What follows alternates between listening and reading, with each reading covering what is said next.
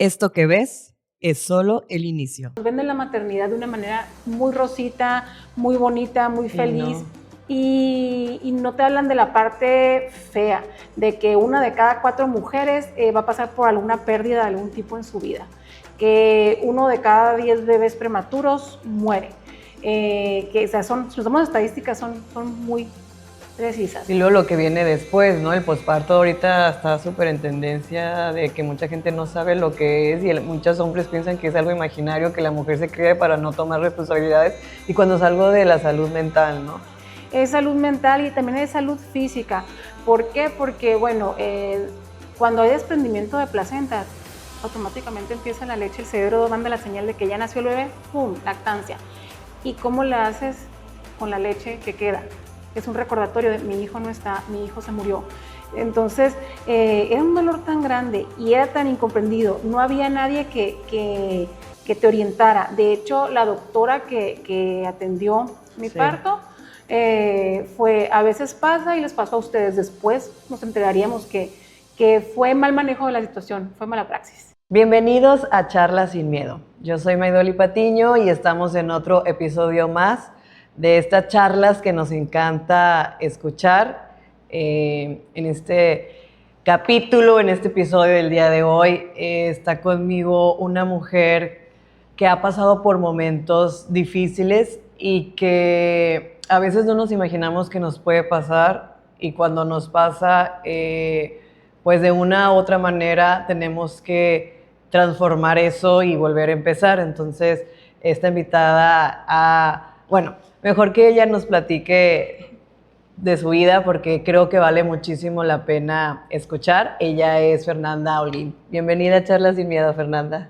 Muchas gracias por la invitación, muchísimas gracias, de verdad. No, a ti, la verdad que cuando supe de tu historia, yo dije, tiene que venir a Charlas Sin Miedo, porque aquí venimos a hablar de esos temas que a veces nos incomoda o que nos duele o que no hemos sanado, y creo que este espacio es fundamental para que muchas personas que nos estén escuchando, que nos estén viendo, pues puedan un poquito, pues saber que sí, ¿no? O sea, que sí se puede volver a empezar y que incluso puede haber motivación, inspiración para trascender algo que sea bonito, ¿no? En este caso, platícanos, ya me fui de más, pero platícanos antes que nada, para que la gente que nos está viendo, escuchando, ¿quién es Fernanda Holguín? Pues Fernanda Holguín es mamá, es mujer, es maestra, es comunicadora también. Acabo de terminar la carrera de contaduría, así que también es contadora. Okay. Da talleres de escritura terapéutica, da talleres de escritura creativa y trata de poner, justo como dijiste, temas incómodos sobre la mesa. Ok. Entonces, eso es. Antes de, ¿qué fue lo primero que empezó? O sea, ¿fue primero maestra o después fue escritora? ¿Primero fuiste escritora o luego maestra? Pues primero fue escritora. Okay. Primero fue escritora. Soy comunicóloga de profesión, escribí... Ay, yo también. Excelente profesión. Bueno, sí, a mí me encanta, y el hecho de estar con jóvenes a los que les guste, ahorita que soy maestra en la carrera de Ciencias de la Comunicación, pues sigue estando eso, sigue muy vigente la comunicación y sigue habiendo muchas personas a las que les llama la atención. Entonces, pero sí, primero fui comunicadora. Comunicóloga, muy bien. Pero yo siento que la carrera de comunicación ha cambiado un poco y es un poco más difícil, ¿no? O sea, cuando yo, estando en mi generación, que yo estudié comunicación, yo me acuerdo que mucha gente me decía, ¿por qué vas a estudiar eso si no hay trabajo, si es mientras te casas? Es bien curioso, desde que yo estaba joven y desde que yo egresé en 2004, y desde que yo elegí comunicación como carrera, ya estaba eso de ese mientras me caso, de eso no se vive, y un montón de tabús acerca de la carrera, y siguen estando presentes, y ahora peor porque, bueno, antes quien estudiaba podía entrar a los medios, quien se preparara, y ahorita que es tanto la tecnología como ha avanzado y los creadores de contenidos y toda la facilidad de la tecnología, está demasiado difícil para las nuevas generaciones. ¿Y tú qué le dices a tus alumnos con este tema? Porque te digo, o sea, siempre ha sido como todo un caso, ¿no? De que nos dicen, es que no hay trabajo, pero bueno. Es que es bien curioso, o no hay o te explotan, porque ya ves que en muchos lugares es un comunicólogo que sea el community manager, que haga el diseño, que tome fotografía, que tome video, que redacte, que relaciones públicas y todo. Por eso pues, nos enseñan tanto y de muchas cosas en la carrera.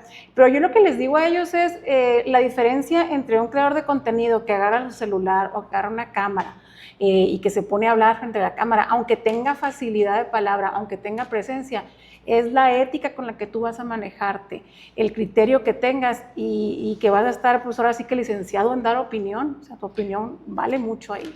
O sea, hay que estar preparados, hay que prepararse más bien, leer muchísimo, informarse, porque también hay muchas informaciones que no son reales. También el tema de creador de contenido es también estar muy presente y ser constante, ¿no? Eso lo de la constancia se me hace Yo te lo digo que yo tengo este podcast y a veces por el trabajo que también llevo marketing y creación de crear contenido para otras marcas. Es muy difícil porque es si no eres constante, no vas a llegar a tus objetivos. Es que ahorita todo no hay, yo creo que antes estaba marcado un protocolo, una pauta, pasos a seguir para hacer. Ahorita las cosas cambian y cambian las dinámicas tan seguido que de 2 años para acá ya no es la misma manera de llegar a tu público, a tu audiencia, y eso es lo que tienen en contra, yo creo que las nuevas generaciones, que está muy cambiante todo. Entonces, sí, así que que no se desanimen, ¿verdad? Que sigan. No. Pues es que oye, ahora sí que hay para todo ahorita, sobre todo las redes sociales nos ha ayudado muchísimo. Y bueno, los que están estudiando comunicación, les digo que sigan adelante porque es muy buena, es muy bonita carrera, sobre todo si realmente te apasiona y te gusta, nunca te vas a aburrir de tu trabajo. Yo nunca me aburro, por más trabajo que tenga, es algo que realmente me gusta hacer, no podría hacer otra cosa que no sea diseño, crear contenidos, hacer estrategias, hablar. Es que es eso, que en verdad te apasione, que estés seguro de que quieres estudiar.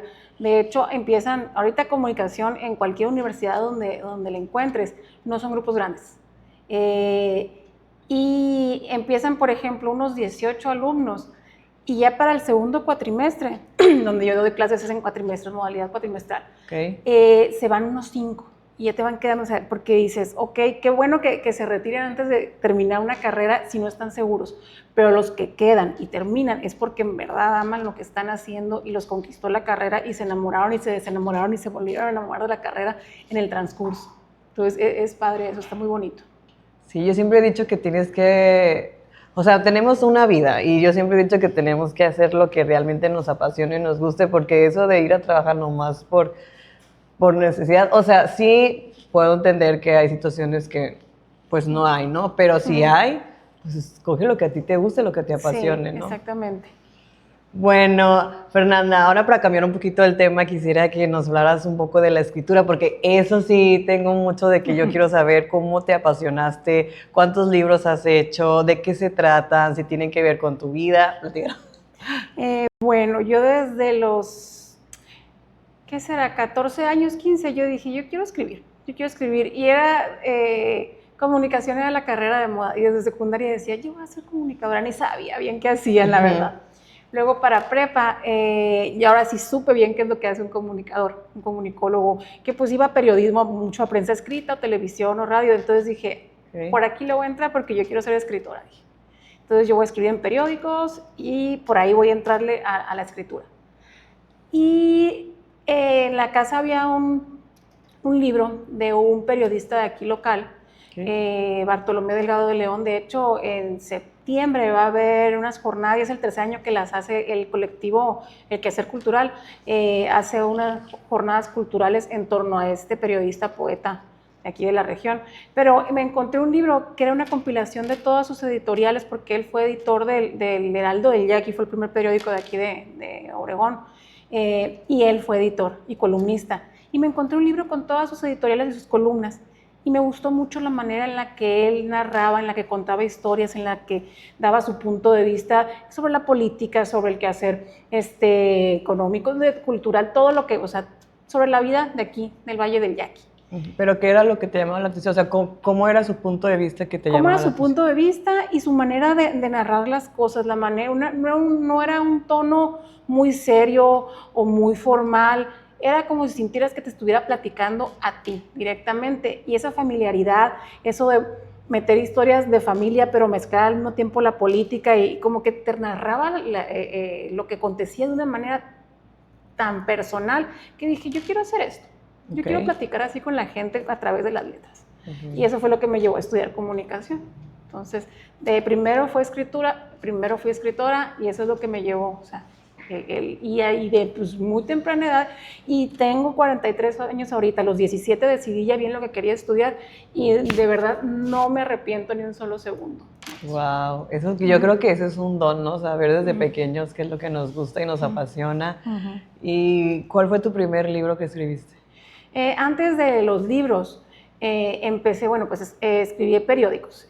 Todo lo que trabajé yo antes de casarme fue escribir. Hice mi carrera en Guadalajara, en la Autónoma de Guadalajara, porque una de las cosas que me gustó mucho de esa universidad es que tenía su propio periódico, que circulaba en todo Jalisco, en Colima, Nayarit, Zacatecas y no me acuerdo qué otro estado, eran varios estados a los que llegaba. Y ahí yo empecé a hacer prácticas extemporáneas, empecé con prácticas desde mucho antes de que empezaran formalmente, luego hice mis prácticas, ahí hice mi servicio social incluso, y salí trabajando de ahí. Yo ya mis últimos 2 semestres yo trabajaba en el periódico. Ahorita ese periódico ya no existe, cerró hace creo que unos 10 años a lo mucho, pero ahí fue donde me desarrollé y le agarré, o sea, si ya me gustaba la escritura, le agarré mucho, mucho amor a la escritura.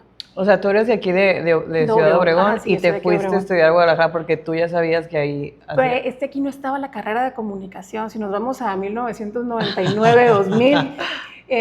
no existía comunicación, tenías que irte a Hermosillo, a la Unison o a la UNO, que ya no existe esa universidad. La Universidad del Noroeste, que ahorita es la VM, creo. Era irte a esas 2 opciones o ver a dónde te ibas.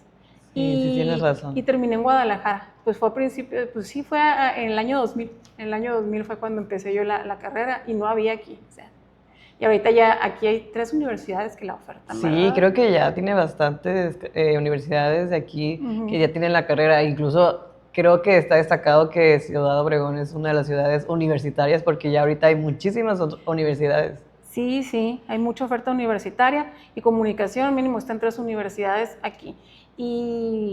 Pero en ese entonces no había. No había, entonces tenías que si querías algo de esa área, tenías que irte a otra parte. ¿Y cómo regresaste? O sea, terminaste allá, trabajaste allá, ¿y por qué te regresas a Obregón?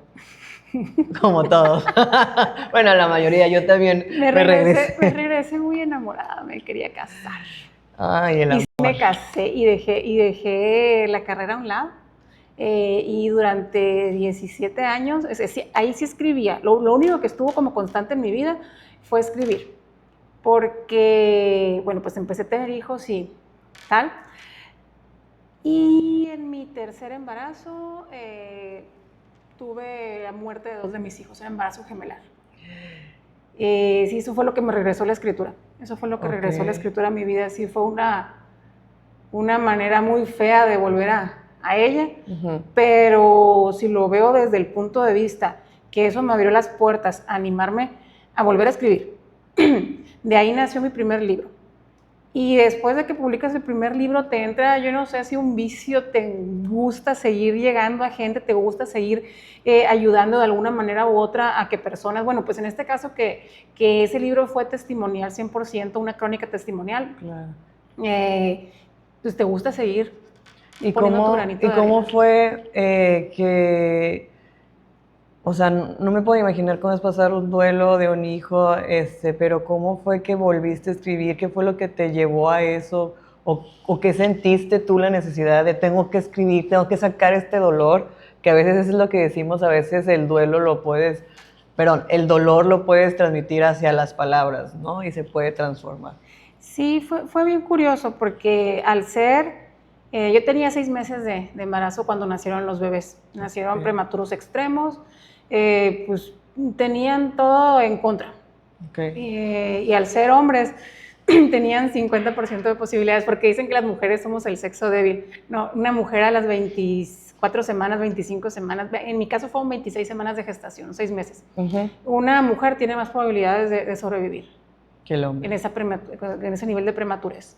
Y el hombre es 50-50. Es como tirar una moneda al aire, a ellos les cayó la parte equivocada de la moneda y pues murieron. Y al ser durante gestación, al ser tan chiquitos ellos, es un duelo desautorizado, es un tabú. Y aún, yo tengo 14 años de que pasé la muerte de mis hijos. Y aún después de tanto tiempo, hay muchas mujeres que siguen viviendo ese duelo en soledad.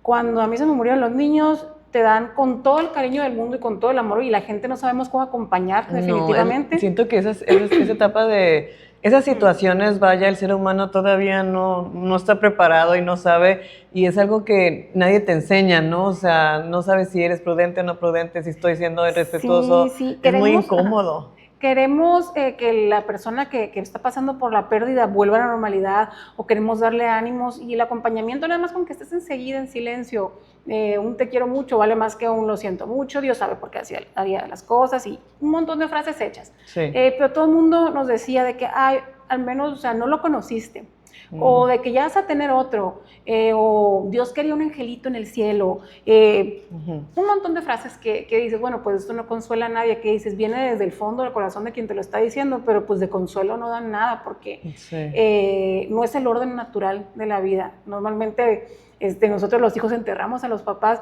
y aparte de enterrar un hijo, enterrar a un bebé que se supone que, bueno, pues ahorita ya se habla más, pero normalmente te dicen, tú no anuncias tu embarazo hasta los 3 meses. Ya pasando ese periodo de que no pase un aborto espontáneo, ya, todo color de rosa. Nos venden la maternidad de una manera muy rosita, muy bonita, muy feliz, y no te hablan de la parte fea, de que 1 de cada 4 mujeres va a pasar por alguna pérdida de algún tipo en su vida, que 1 de cada 10 bebés prematuros muere. Que, o sea, si nos damos estadísticas, son muy precisas. Y luego lo que viene después, ¿no? El posparto ahorita está súper en tendencia de que mucha gente no sabe lo que es, y muchos hombres piensan que es algo imaginario, que la mujer se cría para no tomar responsabilidades, y cuando es algo de la salud mental, ¿no? Es salud mental y también es salud física. ¿Por qué? Porque, bueno, cuando hay desprendimiento de placenta, automáticamente empieza la leche, el cerebro manda la señal de que ya nació el bebé, ¡pum!, lactancia. ¿Y cómo le haces con la leche que queda? Es un recordatorio de mi hijo no está, mi hijo se murió.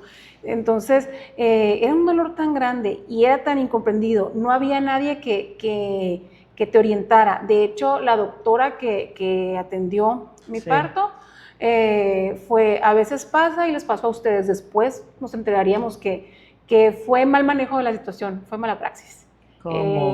Es que yo tuve ruptura prematura de membrana. Una de las bolsitas se fisuró. Eran gemelos, embarazo gemelar, pero pues bolsas separadas. Sí. Y normalmente... Pero perdón que te interrumpa, los gemelos no vienen en la misma bolsa, es que no son los cuates los que... sí, los cuates, es que pues, también se le llama gemelo, pero lo conocemos así como cuates aquí en México. Ajá. Pero es embarazo de mellizos, embarazo gemelar que no es monocigótico, que no es de la misma... O sea, no es el mismo embrión, son 2 embriones diferentes, 2 bolsas diferentes. Una de las bolsas se rompe, me mandan a hacer chequeo y demás. Al hecho de haber sido embarazo gemelar, ya era un embarazo de alto riesgo por sí mismo, sí, claro. Así lo manejan. Pero al tener la ruptura de membrana y ser gemelar, me debieron de haber dejado internada, me mandaron a mi casa a hacer reposo. La bolsa del bebé que se había pues fisurado se quedó completamente seca, no hubo antibióticos, no hubo ningún chequeo. Yo estuve como 36 horas con la bolsa abierta y empecé trabajo de parto. Y ahí nos podíamos, no solo los bebés, yo también podía haber colado, porque una infección, no, o sea, en cuanto llegué al hospital, me retacaron de antibióticos, era por la canalización. Ya me dolía, me acuerdo de la vena, ya no pongan más medicina, decía, porque me ardía la vena. Sí, duele muchísimo. Y nadie nos dijo, la doctora nos dijo, les pasó a ustedes. Y nadie nos dijo, vayan con psicólogo, nadie nos decía, todo el mundo quería como que ya... Dale la vuelta a la página. Dale la vuelta a la página y lo que sigue, tienes hijos vivos, tienes que volver a hacer la de antes. Y a los 2 nos decían lo mismo. Entonces era una soledad tan grande y una incomprensión tan grande, porque uno, pues como si tú estás esperando vida, te toca recibir muerte. ¿Cómo puede haber cajas tan chiquitas para enterrar a un bebé? Es una experiencia muy difícil. Y empecé a buscar en internet. En internet fue como empecé a buscar, como al mes de que ellos murieron, que se murieron mis 2 bebés, ¿qué hago? ¿Dónde puedo encontrar ayuda? Y empezaron a salirme, en ese 2012 fue eso, empezaron a salirme muchos recursos, pero de Estados Unidos, de Inglaterra, de Australia, en español, en España iban en pañales, como está ahorita la situación aquí en México, que ha adelantado mucho la situación en torno a eso, pero era del otro lado del charco. Y aquí en México no había grupos de contención, no había nada de material bibliográfico o libros de autoayuda o algo, solo había blogs de mamás que se atrevían a escribir sus historias. Entonces, ahí fue donde me di cuenta de que, ok, no soy la única, ok, no me estoy volviendo loca, porque te vas con la idea de que, pues es que, ok, no los conocí, o es que, pues sí, otros la tienen peor, y sí, mucha gente la tiene peor que tú, pero tu dolor es tu dolor. Sí, o sea, eso no es, o sea, no se hace menos ni más, o sea, cada persona tiene su dolor y todos deben de entenderlo, ¿no? Exactamente, y ahí fue cuando me encontré muchos escritos en revistas en inglés, blogs en inglés también. Sí, porque eso fue en el 2012. En el 2012 apenas estaba a lo que va Facebook, no había YouTube, YouTube había, pero Facebook era la red social, sí. Twitter y bueno, pues ex Twitter y Facebook eran, y apenas empezaban las páginas en ese entonces. Me encontré una revista de Estados Unidos donde mamás platicaban sus experiencias y me ayudaba a leer a otras mujeres que pasaban lo mismo. Y me acuerdo que mandé un mensaje a esa revista de que quiero escribir, pero pues en español. Y me dicen de que no, aquí puro inglés, pero pues inicia tu proyecto. Y dije, bueno, ¿por qué no? Vamos a ver qué sale. Y empecé a conocer mamás de España, mamás de Argentina, mamás de aquí de México, que me encontraba en páginas en inglés. Pues, o sea, creaste tu red, buscaste tu red de apoyo. Empecé con un tipo blog, revista en línea, yo le llamaba revista, pues, porque teníamos periodicidad, hablábamos de cifras, hablábamos de experiencia personal, fuimos creando un lugar muy bonito. Y en ese entonces que las páginas apenas iban despuntando en Facebook, fuimos agarrando gente, y en el 2000, eso fue del 2013 al 2018 cerré la página porque ya no podía atenderla, y teníamos como 50,000 seguidores de todas partes del mundo. Así escritoras fijas, escribían de Venezuela, Argentina, Chile, Barcelona, Colombia, de aquí de México, Monterrey, Estado de México, del DF y aquí de Sonora. O sea, éramos como unas 10 escritoras y también invitábamos a la gente a que nos compartiera sus historias.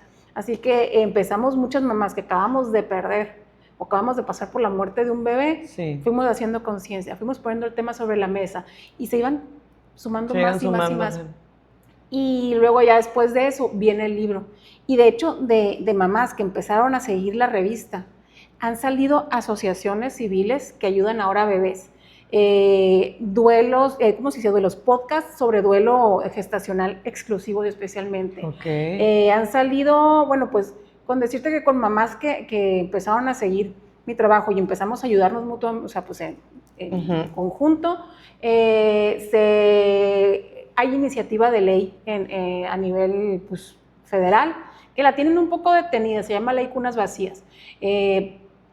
Pero el chiste es que desde el trato hospitalario que recibes, cuando se muere tu bebé, que te dan la noticia, porque en hospitales privados tú pagas por la atención, quieras que no te tienes, claro. No estás en el mismo cuarto con otras mujeres recién paridas, o que van a parir, o que están amamantando, entonces eso hace que el duelo sea más complicado, el que tú estés en medio de una maternidad llena de gente, un área de maternidad llena de gente, o que no puedas ni siquiera ver a tu pareja como en los hospitales públicos que no te permiten que en la cesárea o el parto te acompañe, o que te pongan a ti con mujeres recién paridas cuando tú estás esperando a parir un bebé muerto, es una experiencia que hace más traumante todavía el duelo.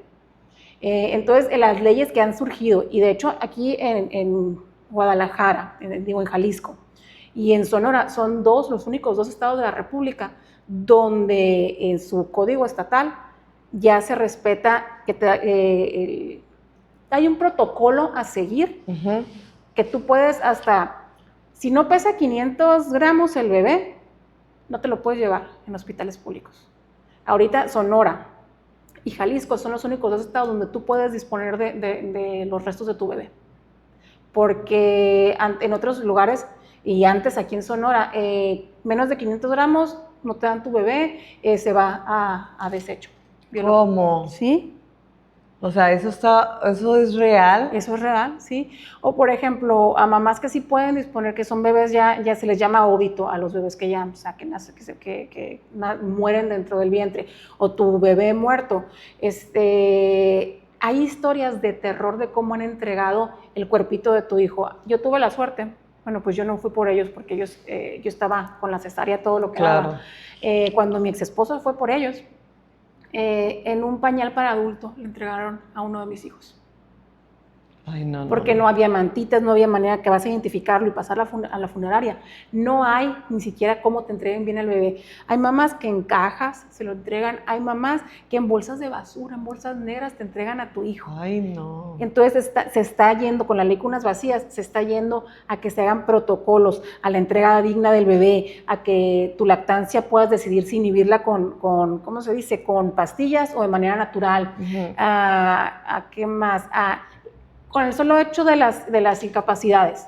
Si tu bebé muere, te dan una incapacidad mucho menor que cuando un bebé está vivo, aunque todo el posparto y todo lo hormonal, pues es el cuerpo de una mujer normal reaccionando a un parto. Sí, claro. Te dan como para una operación 30 días, cuando una mamá le dan su incapacidad de, creo que es 60 días, ¿verdad? Sí, algo creo así. que sí. Son o que el papá, normalmente a mamá le dan incapacidad, pero papá no le dan incapacidad porque se murió el bebé o que no le dan días de duelo. También se pide que a papá se le dé más días para poder acompañar a mamá. Es una ley muy completa. Aquí en Sonora ya está, se pudo hacer a nivel estatal, en Jalisco está, se pudo hacer a nivel estatal, para tener un manejo digno, una despedida digna y que todo el protocolo que tanto enfermeras como doctores, como cualquier parte del personal que esté trabajando, sepa que esa mamá que está en esa cama acaba de pasar por la muerte de su hijo, porque luego en el cambio de turno de enfermeras llegan de que, mamá, ¿dónde está tu bebé? ¿Por qué no le estás dando leche? Ay, no. Y pues decir, hey, se murió, pues imagínate el trauma que genera eso. Entonces, por el punto era regresándonos a la escritura. Pero a ti cuando te pasó, ¿ya estaba la ley aquí en Sonora o todavía? No, ese estaba, pues era, como dicen así, tipo meme, no, antes todo eso era monte. Okay. No había nada que te ayudara, no había nada. De hecho, sí, yo tuve un hospital privado, pero el personal no está preparado para recibir. Me acuerdo que ni una enfermera me dirigía la palabra en el hospital, porque no sabían cómo reaccionar. Es que siento que nos falta muchísimo.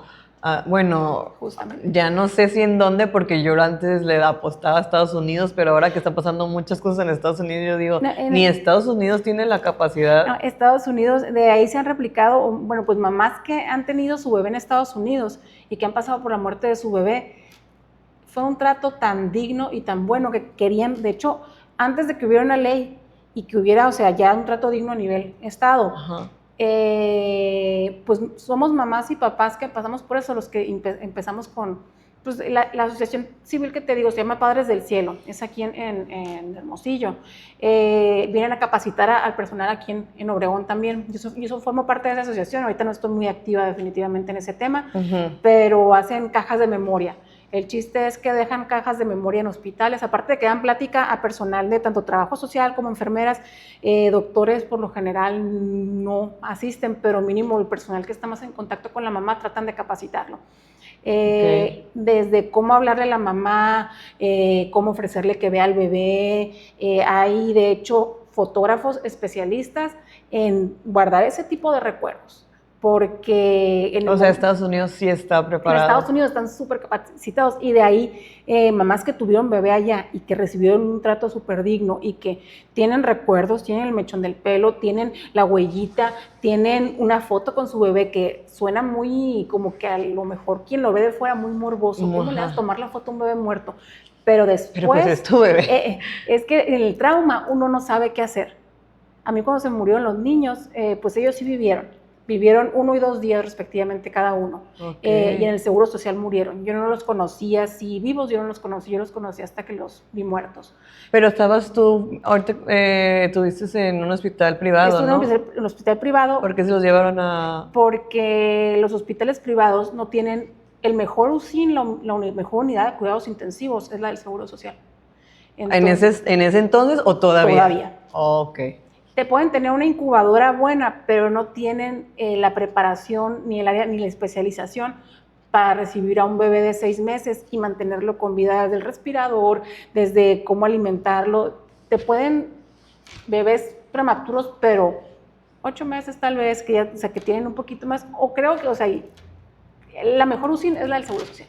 Okay. Entonces tuvieron que trasladarlos para allá, y ellos lo vivieron y murieron allá. Y cuando yo los vi ya muertos en la funeraria, en la cajita, yo decía, quiero agarrarlo, lo quiero cargar. Pero como tenía a mi mamá enseguida, o a mi papá y a mis hermanos, y decían, van a pensar que estoy loca. Sí. O quería sacar el celular y tomarles una foto, pero decían, van a pensar que estoy loca.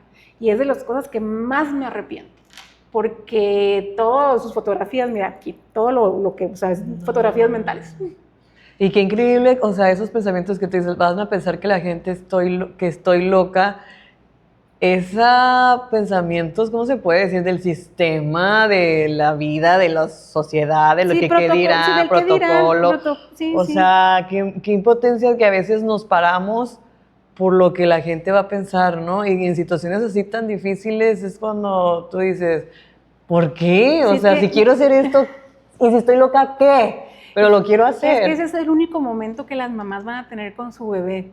Ahorita ya, te digo, tanto en Jalisco como aquí en Sonora, hay, y se quiere hacer que se haga en toda la República esto, que haya, se llama código mariposa, que si estás en un hospital privado, en la puerta se pega una mariposa, y esa es la mariposa morada, es la señal de que ahí hay una muerte de bebé y que necesitan tiempo para despedida, que se les dé tiempo, que puedan convivir con bebé, porque suena muy, o sea, que pueda pasar la abuelita, el hermanito conocer a su hermano que murió, o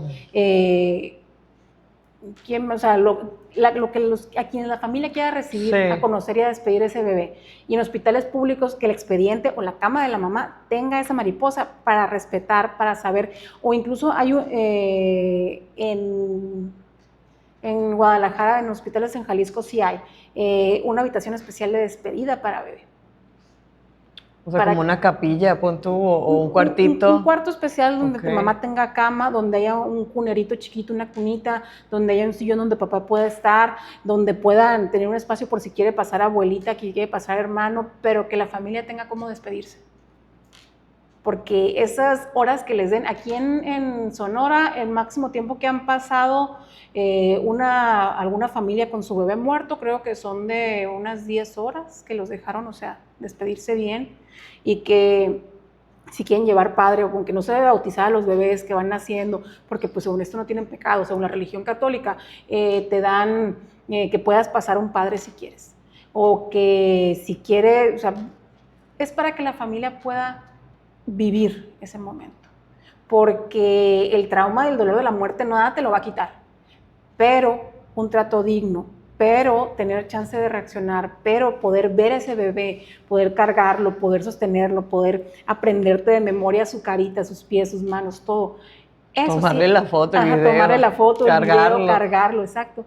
Eso hace la diferencia completamente. Del duelo, ¿no? Entre también. Cómo va a vivir una mamá su duelo, teniendo recuerdos, habiendo quedado en ella de me pude despedir y demás, me trataron mal en el hospital, ni siquiera lo pude ver. Ni siquiera lo pude ver, no hay foto, me dijeron que dónde estaba mi bebé y no le pude dar leche, me chorreé toda la leche y no pude ni siquiera donarla, nadie me ayudó. Es una diferencia abismal. Claro, y abismal. Eso sí, quieras o no, eso sí impacta en el proceso en el que estás y lo que estás sintiendo, y luego después ahí es cuando vienen se puede decir como traumas, o después las depresiones, y lo todo que te tiene decía, es un duelo desautorizado. No te permiten, por el hecho de que tú, según eso, tú no conociste a ese bebé y que pues ni vivió tanto o no vivió fuera de ti, no te permiten vivirlo, Entonces, ya es un duelo duro y muy difícil en sí. Y todavía después de que yo pasé esa experiencia a 2026 que estamos, todavía sigue habiendo mamás que lo viven en soledad. Es muy curioso y muy triste. Pero ya no estamos como en el 2012 definitivamente. No. Entonces, eso fue lo que me llevó a escribir el día a día, a escribir de lo malo, de lo bueno, de lo feo, de temas como nadie me entiende, o tengo problemas con mi esposo, o tengo envidia de las demás mujeres que se embarazan porque yo tuve que perder el mío, o pues todo eso, o sea, de lo que no es bonito, de lo que es desgarrador, de lo que es feo, pero que muchas mamás se identificaban. Entonces, en 5 años hicimos una comunidad muy grande. Y después que ya yo no pude seguir manejando la página y la revista y demás, sale el primer libro. Cuando me decidí a escribir a manera de crónica mi historia con mis hijos. ¿Y cómo se llama el libro? Crónicas de los brazos vacíos. Y es como una especie de manual, se llama Crónica de los brazos vacíos, manual no oficial para aprender a vivir de nuevo. Porque nadie te dice, si no hay manual para ser papás, claro, no hay, mucho menos hay un manual para ser una mamá a la que se le murió su bebé. Entonces, todo lo que me hubiera gustado a mí saber. Que alguien te lo dijera. Que alguien me lo dijera. Y ese fue mi primer libro. Así fue como mis hijos que murieron me regresaron a la escritura. ¡Wow! Increíble. Sí.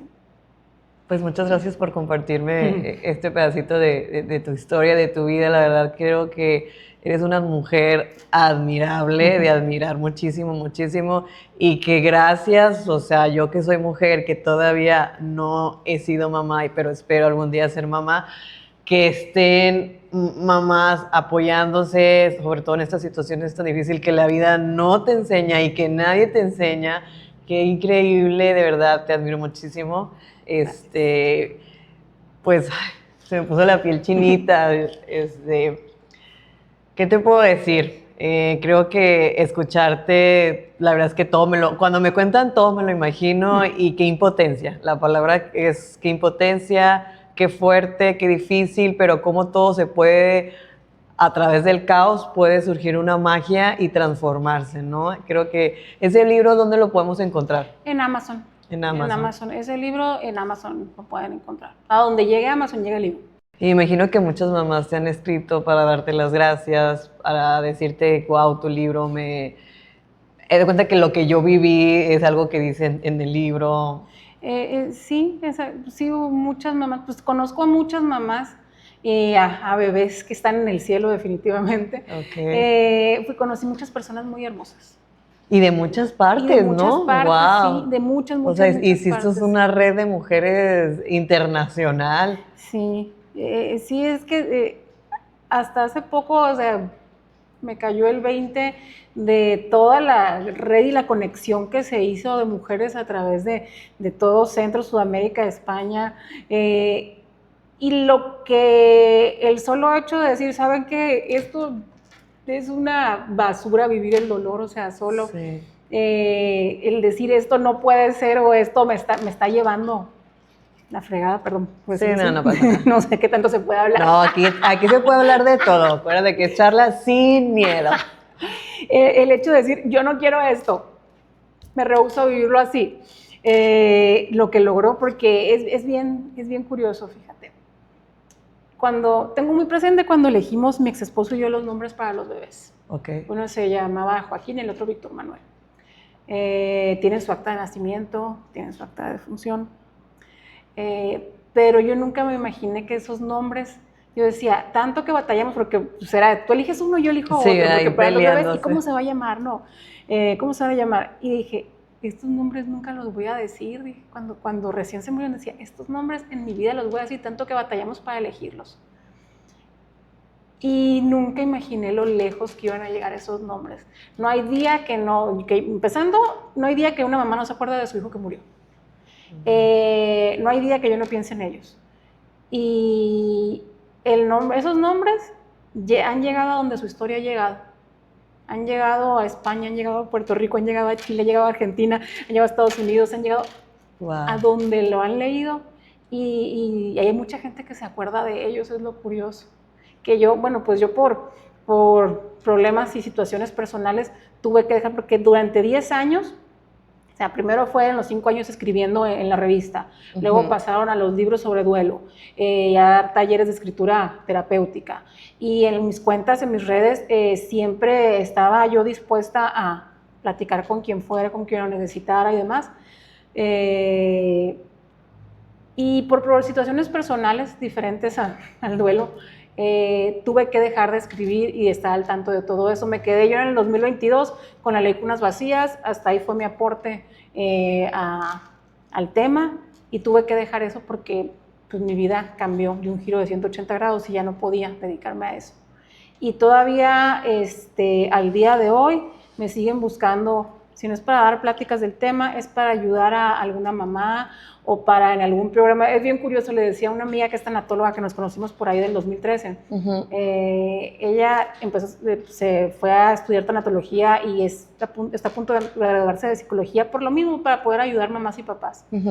En nuestros tiempos, ¿qué hubiéramos dado para que el programa de Canal 11, el de Diálogos en Familia, decíamos, que hablaran del tema, un programa completo? En el 2025 se hizo un programa completo de Diálogos en Familia. A mí me hicieron entrevista remota, hubo un montón de testimonios, se habló de la ley Cunas Vacías, se habló de todo el duelo, de todo lo que se ha hecho, de todas las asociaciones civiles que se han creado, de todos los libros que se han escrito, de todo. De hecho, está en el canal de YouTube de Diálogos en Confianza, Diálogos en Familia, Diálogos en Confianza. No me acuerdo el nombre bien del programa, pero es el de Canal 11. Y me acuerdo que le dije a Erika, se llama mi amiga, en el 2013 que hubiéramos dado porque esto hubiera sido así, pero ya, hay mucho, se ha caminado un montón.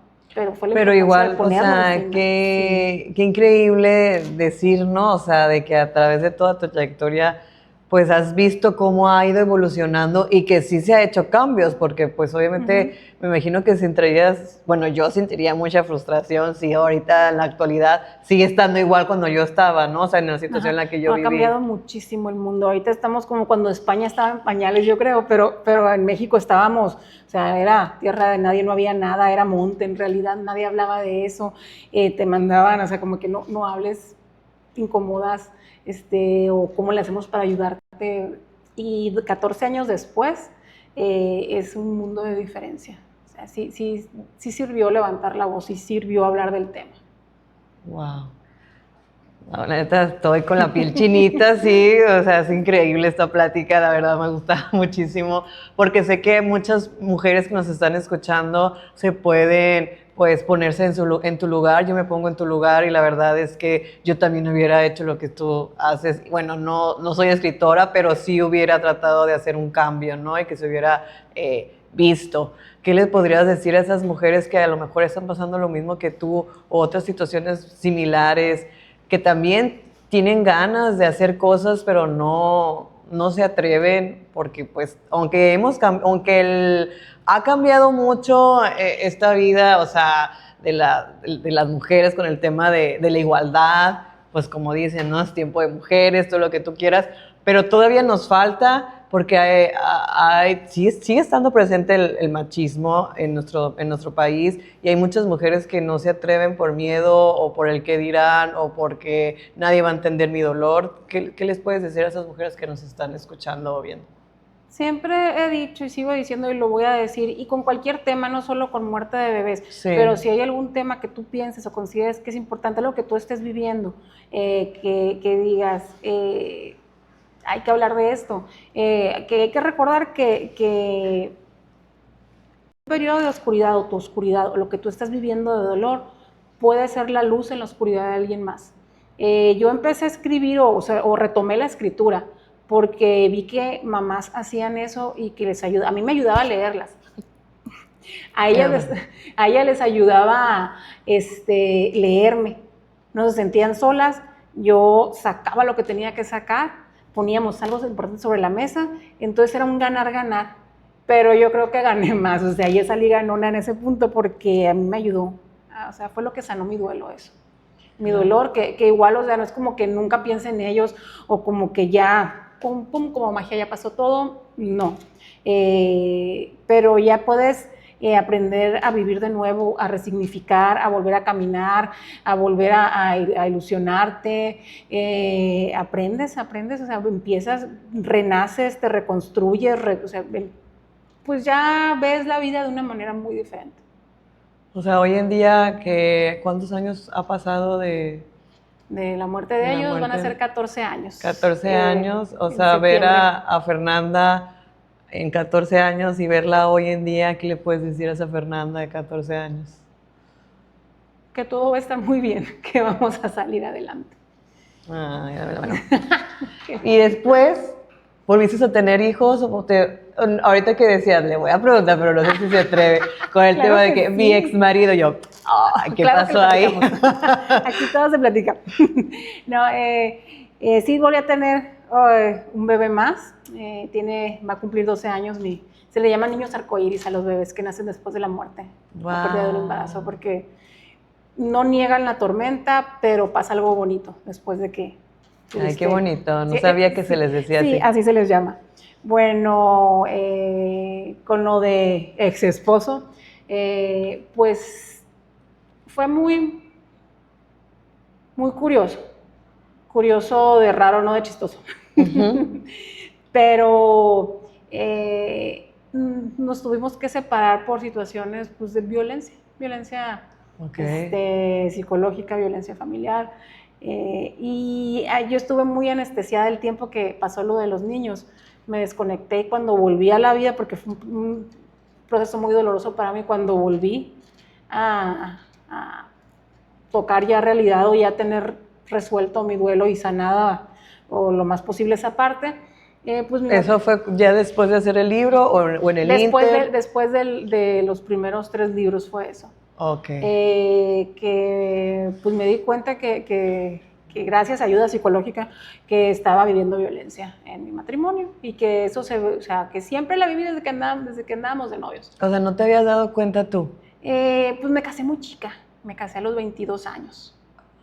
Entonces, no, pues ahí no conoces bastante. Y en el Inter, pues, aparte en ese momento, bueno, me imagino, porque yo también lo viví, de que piensas que eso es amor, pero no es amor, porque ¿no? Siempre te dicen de que es que si te cela, te quiere, los celos son amor, sí le interesas, pero también no teníamos la educación que tenemos ahora, que tienen las nuevas generaciones. Uh-huh. No había violentómetro, el violentómetro se creó hasta 2008, 2010, creo. Lo que veíamos, lo consumimos en los medios de comunicación, en las novelas, en La Rosa de Guadalupe. Le digo a mis alumnos, no vean La Rosa de Guadalupe, gente, les digo. Sí, fatalísimo.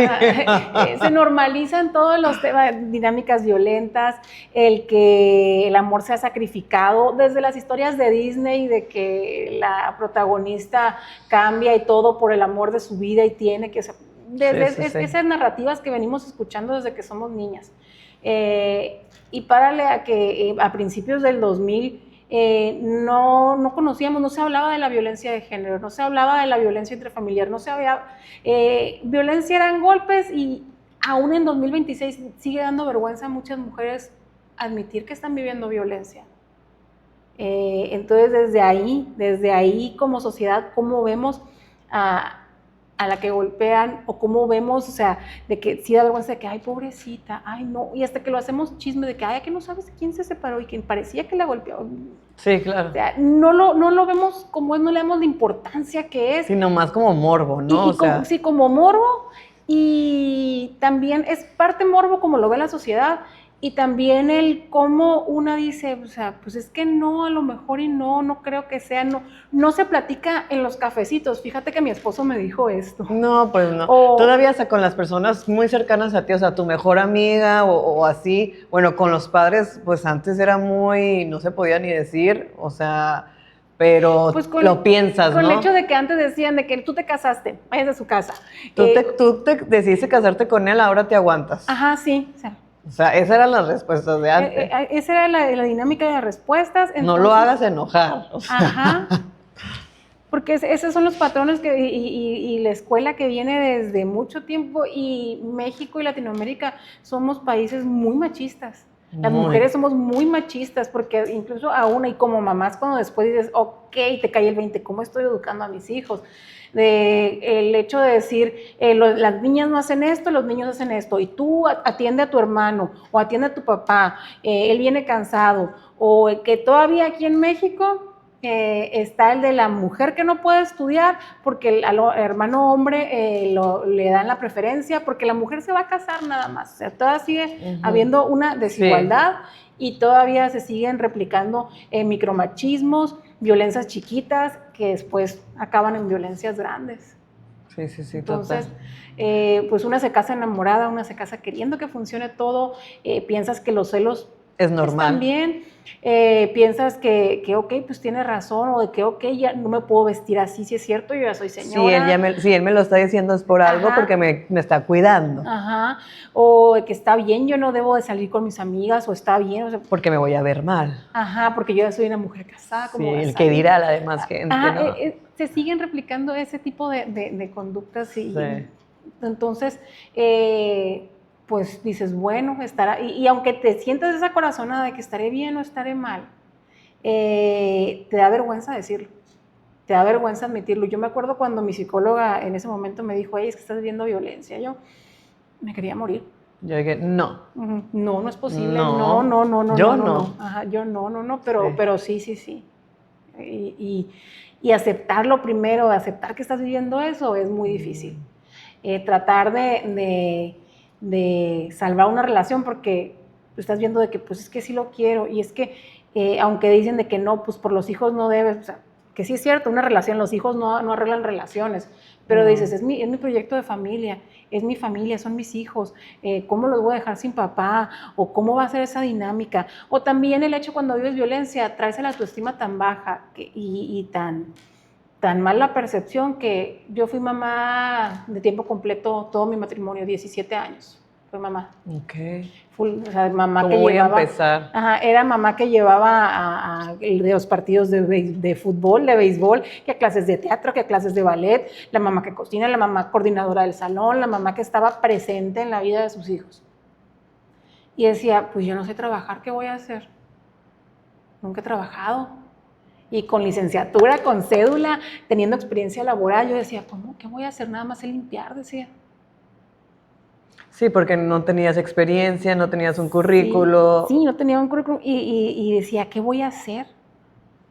Pero la violencia fue acrecentándose y la violencia, porque la violencia nunca disminuye. Siempre al contrario, va en escalada, ¿no? Exactamente, al contrario, siempre va en escalada. Y cuando ya fue insoportable, insufrible, cuando dije, me tengo que salir de aquí, me tengo que divorciar, pues sí, me las vi negras para reincorporarme, para empezar a trabajar, no, ni siquiera reincorporarme porque pues fue una brecha muy grande entre mi último trabajo y que salí, pero pude hacerlo. En ese momento yo ya con mi familia no me llevaba porque la persona, el violentador, se oye feo. Pero te va quitando, te van aislando. Se oye, o sea, si te vas a leer bibliografía, literatura sobre el tema, era de manual, te quitan a tu red de apoyo cercana, tus papás no, tus amigos no, te va dejando. Hasta chiquita. Y también normalmente quien vive violencia vive distintos tipos de violencia. Está pues, nos vamos con el ojo morado siempre de que, ay, es que me pega y es violencia y nada más. No, si no me pega no es violencia, decimos. Está la violencia física, pero también está la psicológica, también está la económica, que pues ahí tú dependes completamente, las mamás que no trabajamos dependemos completamente del ingreso del esposo. Sí, claro. Y era una violencia económica, también yo no traía, por lo general yo no traía dinero. Entonces yo, ¿de dónde voy a conseguir dinero? Y empecé para poder juntar dinero, para tener mi propio dinero, pues como empezaba ya a escribir y a tener libros, juntaba lo que podía de mis libros, empecé a vender pasteles, porque la psicóloga me dice, si tú te quieres divorciar y salir, tienes que tener una manera de ganarte la vida. Tienes que tener ingresos y tienes que salir con un colchón de tu casa. Entonces me puse a hacer lo que podía. O sea, ¿te preparaste para tomar la decisión? Sí, y aún así la dudaba y me temblaban las piernas para decir, me voy a salir. De buena suerte, y aquí en Obregón es de los pocos lugares donde hay centro de justicia para la mujer. tiene presencia a nivel nacional en los 32 estados, pero no en todas las ciudades hay. Aquí en Sonora hay en San Luis Río Colorado y en Obregón. Ni siquiera en Hermosillo hay Centro de Justicia. Sí hay Instituto para la Mujer, creo, y esos tipos de... Ahorita ya está la Secretaría de Mujeres. La Secretaría de Mujeres. Pero Centro de Justicia todavía el año pasado en el directorio no venía marcado. Okay. O sea, por estado creo que hay 2, entre 1 y 2. En Obregón somos afortunadas porque donde está la Procuraduría de Justicia, ahí tenemos el Centro de Justicia para la Mujer. Y el hecho de que tú tengas un registro ahí, que abras un expediente, aunque no denuncies en el momento, tú tienes un precedente de que estás viviendo violencia, porque cuando no hay golpes, ¿qué demuestras?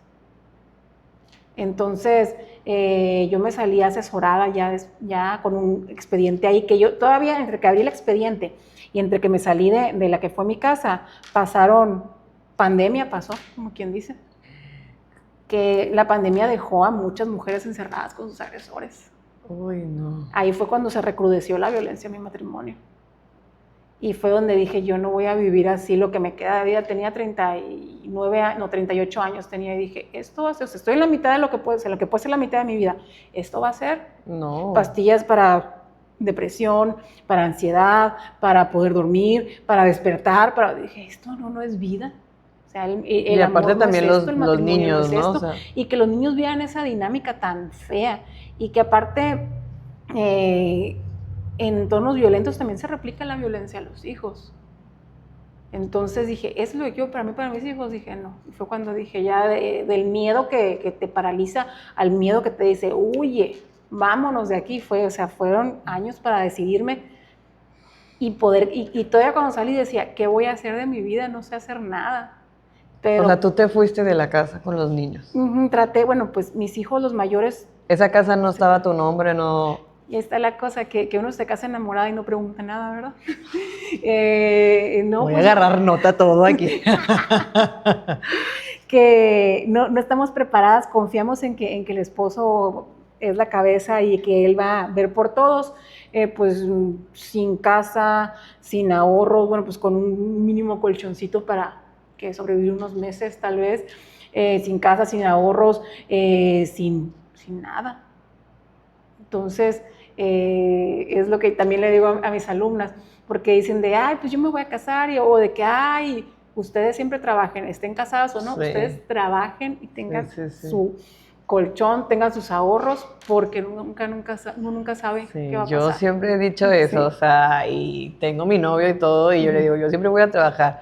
Si soy mamá, pues ahí, obviamente yo quiero disfrutar a mis hijos, pero no quiero dejar de trabajar porque mi dinerito es mi dinerito. Y aparte por salud mental también. Sí. Ahorita está muy bueno, pues está en todas las redes sociales y en los medios el caso de una mamá en Estados Unidos que tuvo psicosis posparto. Es lo que te estaba diciendo ahorita, que me desvié tantito, que te dije, en Estados Unidos, porque les traigo coraje, porque es por ese tema que está, pues, o sea, de que yo pensaba que Estados Unidos estaba muy preparado.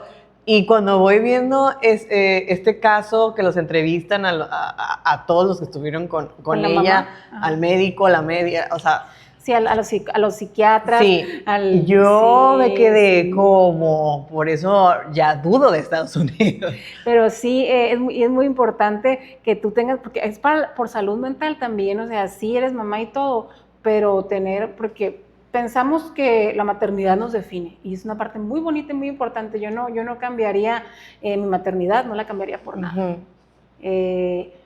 Pero no te define completamente. Estás tú como hija, como mujer, como amiga, como mamá. Tienes un montón de roles en tu vida, no solo te define la maternidad. Y de verdad el tener una actividad que a lo mejor no remunere mucho y que a lo mejor y sí, tu esposo tiene la fortuna de que pues, pueda proveer bien, pero que tú siempre tengas un ingreso, no pierdas experiencia y que también tengas realización y contacto con el mundo exterior.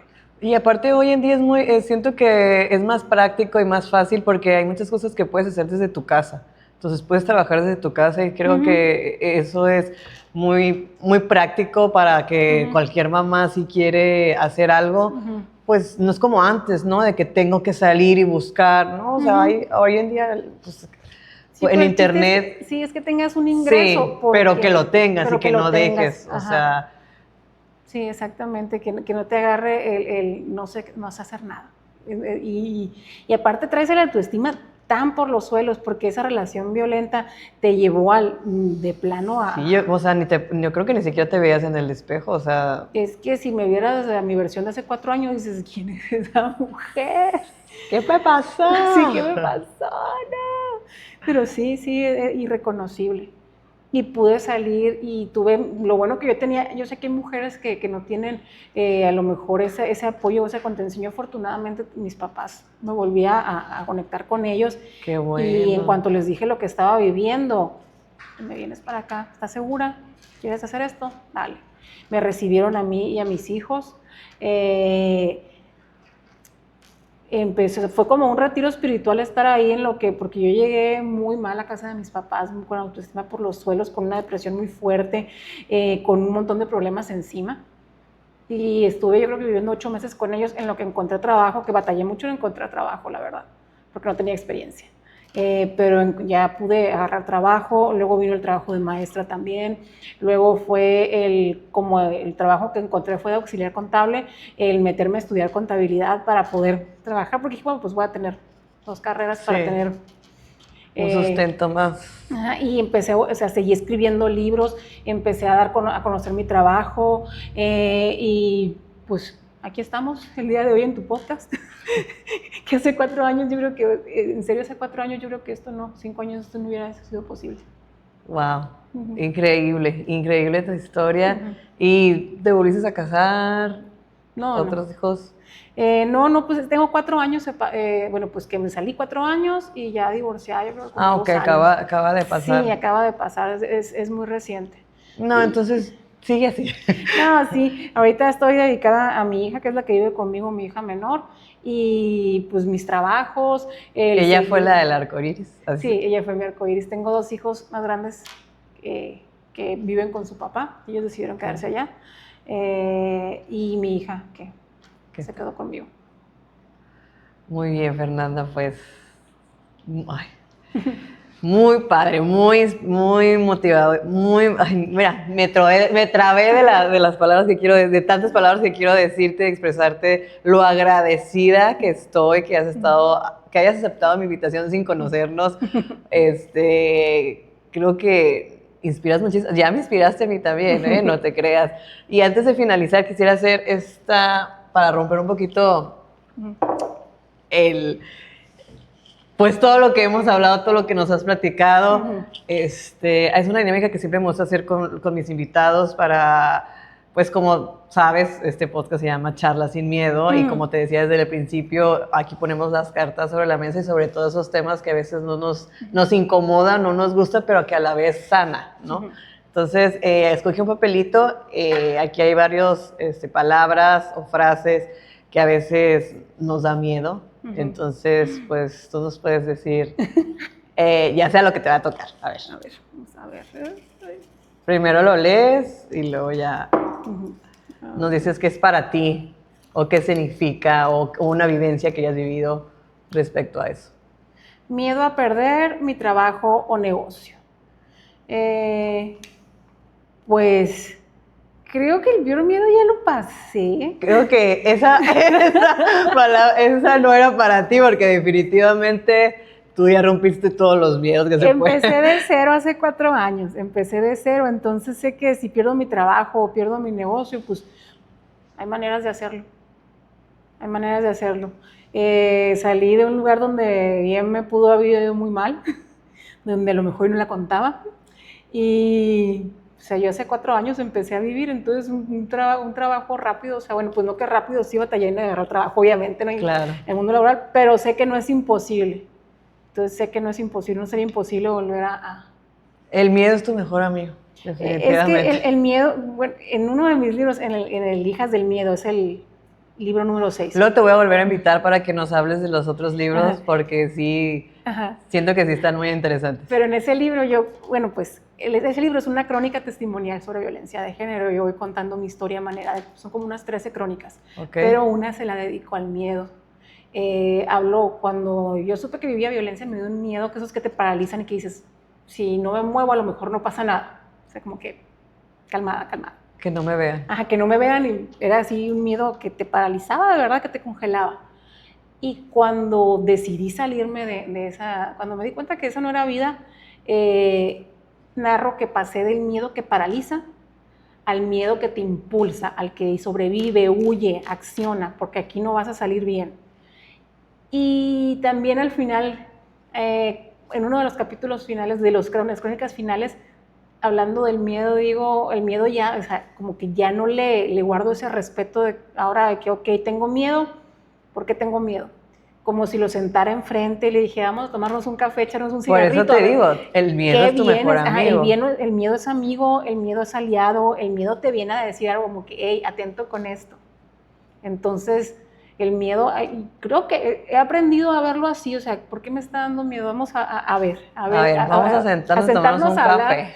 Y si no, un mezcal, vamos a hablar. Un tequilita sí, también. Un tequilita, así como para ver qué me quieres decir. Porque, o sea, que no te gane el miedo, que no te deje vencer. No, jamás. Eso. Entonces, el miedo se puede volver a empezar. Sí, es difícil.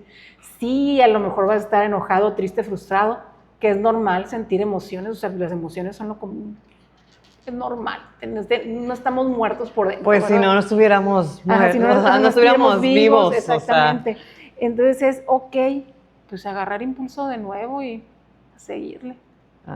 Pues muchísimas gracias, Fer, pues por estar aquí. Muchísimo gusto, de verdad. Me encantó. Muchas Te voy a volver a gracias. invitar, ¿ok? Para que nos hables de los otros libros. Sí. Pues esto fue Charlas sin Miedo y nos vemos en el próximo episodio. Yo soy Maydoli Patilla.